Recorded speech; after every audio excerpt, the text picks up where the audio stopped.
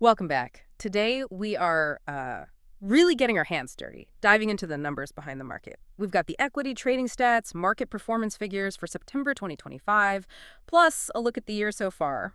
Yeah, we've got all the raw data, index moves, turnover, who's trading what.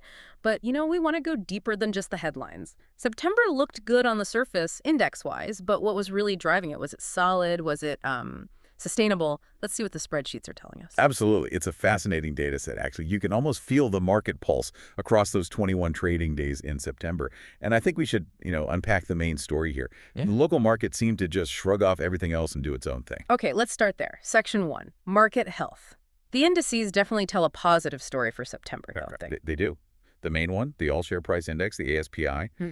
it started around 20,997 and closed up near 21,778. Wow, okay. That's a jump of 3.72% in just 1 month. Pretty strong. And that pushed up the total market value, too.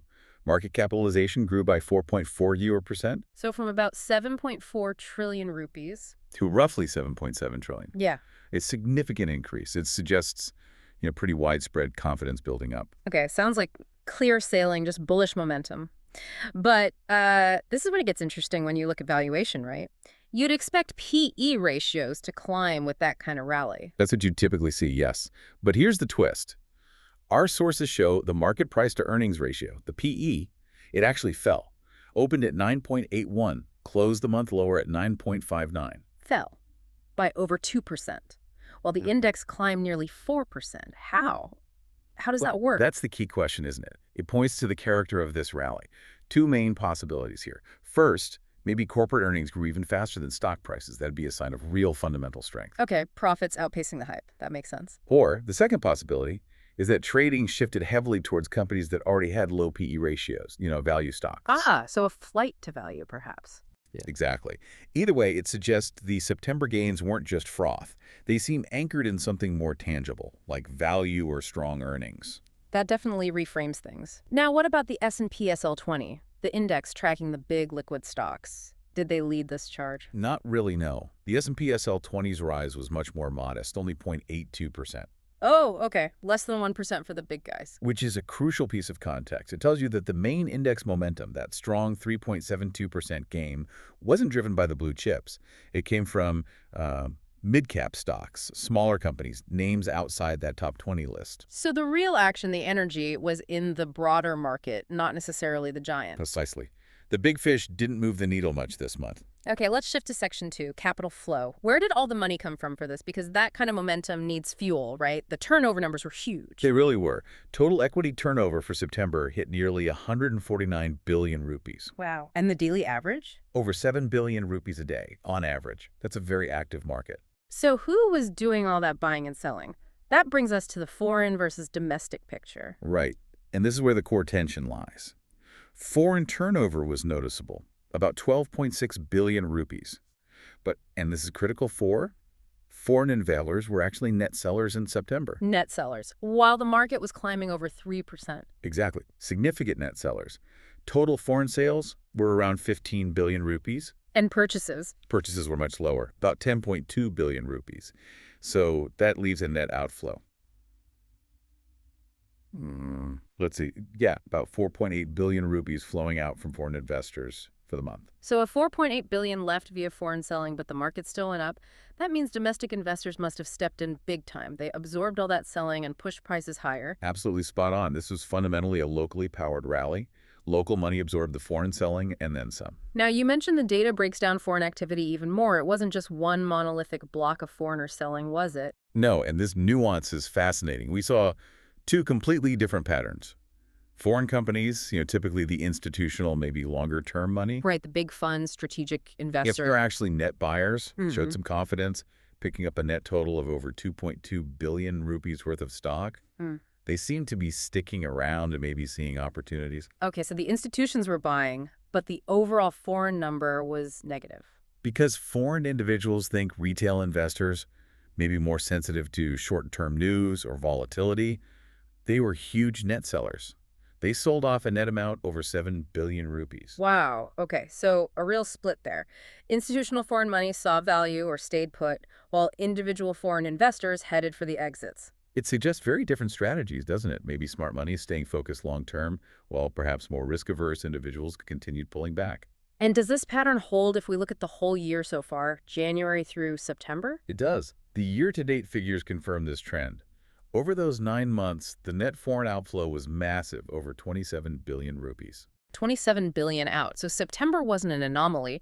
It's part of a sustained foreign selling trend throughout 2025. Exactly. And in fact, the ASPI has held up and even climbed in months like September, really speaks volumes about the local market's ability to absorb that pressure.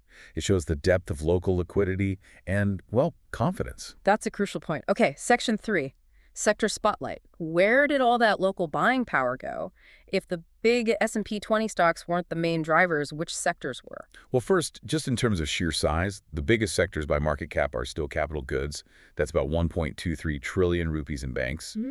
Just behind at 1.07 trillion. They're the heavyweights. Right, but were they the September stars? Not in terms of growth, no. The Yeah. real story in September was a dramatic sector rotation. If you look at the monthly percentage change, Yeah. utilities absolutely soared, up 18.56%. 18%. For utilities, that's enormous. It is, and right there with it, transportation. Yeah. Up a massive 18.42%. Wow. Okay, so huge money flowing into utilities and transportation. These are often seen as more stable, maybe even defensive sectors. Why such a sudden, huge surge? That's the million-dollar question, isn't it? This kind of aggressive rotation usually signals that investors are anticipating something big. Maybe it's expected government spending on infrastructure finally looking like it'll pay off for these companies. Or perhaps lower energy costs helping transport firms. Could be. Or stabilizing electricity costs, boosting utility margins. It might also be a flight to perceived safety. If the broader outlook feels uncertain, investors might pile into essential services they think will hold up better. Infrastructure over consumer goods, maybe. Which brings us to the other side of the coin. Where did the money come from? Which sectors lost out? The biggest drops were definitely in consumer discretionary areas. Consumer durables and apparel fell almost 5%. Okay. And automobiles and components was down about 3.7%. Yeah. So you see that clear trade out of things people buy when they feel good about the near future, cars, clothes, and into the basic infrastructure, power, logistics. Makes sense. Now, just to put some names to this, the biggest companies overall are still JKH and Ceylon Tobacco, right? Based on market cap. That's right. They still dominate in size. But the individual stock performance numbers really highlight this rotation. Like what? Any standouts? Oh, yeah. The security trading stats show some incredible moves. Demo, for instance, closed the month up 55.46%. 55% in 1 month. Remarkable, isn't it? Mm-hmm. And Nuwara Alaya, which is known for having a high share price, that closed up over 25% for September. So not just small shifts, real conviction buying in specific names within those hot sectors. Exactly. Major price discovery happening internally. And, alongside all this market action, the usual corporate stuff kept ticking along: AGMs, rights issues, dividends, director dealings. The basic plumbing of the market was working fine. Okay, let's wrap this up. Quick synthesis of our deep dive for September 2025. We saw a market index showing surprising strength, Up significantly, yeah. but powered almost entirely by local investors absorbing sustained foreign selling, especially from individuals. And crucially, it wasn't broad growth. It was a huge rotation into utilities and transportation and out of consumer stocks. So what does this mean for you, the listener? Well, first, it shows the local market has the capacity, the liquidity, to handle big foreign outflows. Second, that PE contraction suggests the rally might have some fundamental legs, maybe tied to earnings or a shift to value. This isn't just one tide lifting all boats. It's very targeted, strategic rotation driven by domestic players. And that rotation is the big takeaway, isn't it? So here's the final thought to chew on. Given that massive surge into transportation and utilities sectors often tied to stability and infrastructure development, is this just a temporary re-rating, a short-term play? Or could this signal a deeper, more permanent structural shift where these essential infrastructure sectors are becoming the new leaders, drawing capital away from consumer areas for the longer term? That's the key question going forward. Definitely something to watch closely. Keep thinking critically about the data. Absolutely. Until next time, goodbye for now.